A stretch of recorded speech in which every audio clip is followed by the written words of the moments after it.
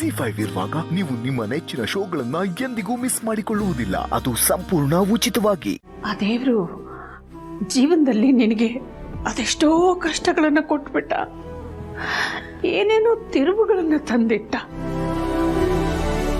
ಆದ್ರೆ ನೀನ್ ತಾಯಿ ಆಗ್ತಿದೀಯ ಅಂತ ಗೊತ್ತಾದಾಗ ನೀನು ಅದನ್ನೆಲ್ಲ ಮರೆತು ಅದೆಷ್ಟು ಸಂತೋಷವಾಗಿದ್ದೆ ಅಂತಂದ್ರೆ ನಿನ್ನಲ್ಲಿರೋ ತಾಯ್ತನ ಏನು ಅನ್ನೋದು ನನಗೆ ಅರ್ಥ ಆಗುತ್ತಮ್ಮ. ಆದ್ರೆ ಇನ್ನು ಮುಂದೆ ಪುಟಾಣಿ ನಮ್ಮ ಜೊತೆ ನಮ್ಮ ಮನೇಲಿರಲ್ಲ ಅನ್ನೋದನ್ನ ನಿನ್ನಿಂದ ಜೀರ್ಣ ಮಾಡ್ಕೊಳ್ಳಕ್ಕೆ ಆಗ್ತಿಲ್ಲ ಅನ್ನೋದು ನನಗೆ ಗೊತ್ತಿದೆ ಪಾರ್ವತಿ.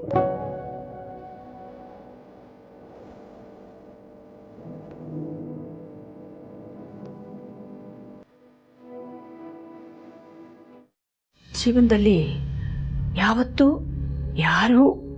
ಯಾವುದು ಶಾಶ್ವತ ಅಲ್ಲ. ಜೀವನದಲ್ಲಿ ಕೆಲವರು ನಮ್ಮಿಂದ ದೂರ ಹೋಗ್ತಾರೆ, ಇನ್ ಕೆಲವರು ದೂರ ಆಗ್ತಾರೆ. ಆದ್ರೆ ಇದನ್ನೆಲ್ಲ ಸಹಿಸ್ಕೊಳ್ಳೋ ಶಕ್ತಿ, ತಾಳ್ಮೆ ನಮ್ಮಲ್ಲಿರ್ಬೇಕು ಅಷ್ಟೆ. ಆ ದೇವರು ನಿನ್ನ ಜೀವನದಲ್ಲಿ ಅದೆಷ್ಟೋ ಪರೀಕ್ಷೆಗಳನ್ನ, ತಿರುವುಗಳನ್ನ ತಂದಿಟ್ಬಿಟ್ಟ. ಒಂಥರದಲ್ಲಿ ಅದರಲ್ಲೆಲ್ಲ ನೀನು ಗೆದ್ದುಬಿಟ್ಟೆ. ಹೆಚ್ಚಿನ ಬೇರೆ ಯಾವ ಆಸೆಗಳು ಇಲ್ಲದೆ ಇರೋ ನೀನು ತಾಯಿ ಆಗೋದಕ್ಕೆ ಅದೆಷ್ಟು ಆಸೆ ಪಡ್ತಿದ್ದೆ ಅನ್ನೋದು ನನಗೆ ಗೊತ್ತಿದೆ ಅಮ್ಮ. ಆದ್ರೆ ಹುಟ್ಟಿದ್ದ ಹಾಗೆ ನಿನ್ನ ಮಗುನ ಅವನು ಯಾಕೆ ತನ್ನ ಹತ್ರ ಕರ್ಕೊಂಡ್ಬಿಟ್ನೋ, ನಾವೆಲ್ಲ ಹೋಗಿ ದೇವ್ರನ್ನ ಪ್ರಶ್ನೆ ಮಾಡಕ್ಕಾಗತ್ತಾ? ಇನ್ನು ಮುಂದೆ ಪುಟಾಣಿ ನಿನ್ ಜೊತೆ ಇರಲ್ಲ ಅನ್ನೋದು ನಿನ್ನಿಂದ ಜೀರ್ಣ ಮಾಡ್ಕೊಳಕ್ಕೆ ಸಾಧ್ಯ ಆಗ್ತಿಲ್ಲ ಅನ್ನೋದು ನನಗೂ ಅರ್ಥ ಆಗುತ್ತಮ್ಮ. ನೋಡಮ್ಮ,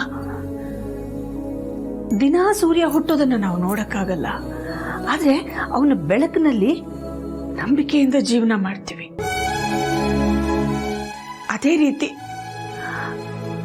ಪುಟಾಣಿ ದೂರದ ದುಬೈಗೆ ಹೋದ್ರೂ ಕೂಡ ಅವಳು ನಮ್ಮ ಜೊತೆನಲ್ಲೇ ಇದ್ದಾಳೆ ಅನ್ನೋ ನಂಬಿಕೆಯಿಂದ, ನಮ್ಮ ಮನಸ್ಸಲ್ಲೇ ಇದ್ದಾಳೆ ಅನ್ನೋ ನಂಬಿಕೆಯಿಂದ ನಾವು ಜೀವನ ಮಾಡಬೇಕು.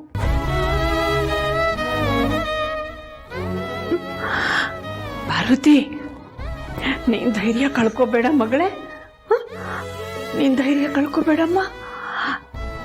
ದುಬೈ ಯಾವ ಮಹಾದೂರ ಇದೆ. ಪುಟಾಣಿನ ಯಾವಾಗ ನೋಡ್ಬೇಕು ಅಂತ ಅನ್ಸುತ್ತೋ ಅವಾಗೆಲ್ಲ ತಕ್ಷಣ ಹೋಗ್ಬಿಡ್ಬೋದು. ಹೌದಮ್ಮ,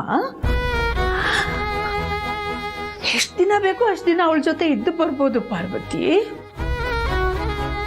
ಧೈರ್ಯ ತಗೊಮ್ಮ, ತಾಳ್ಮೆಯಿಂದ ಇರು ಮಗಳೇ.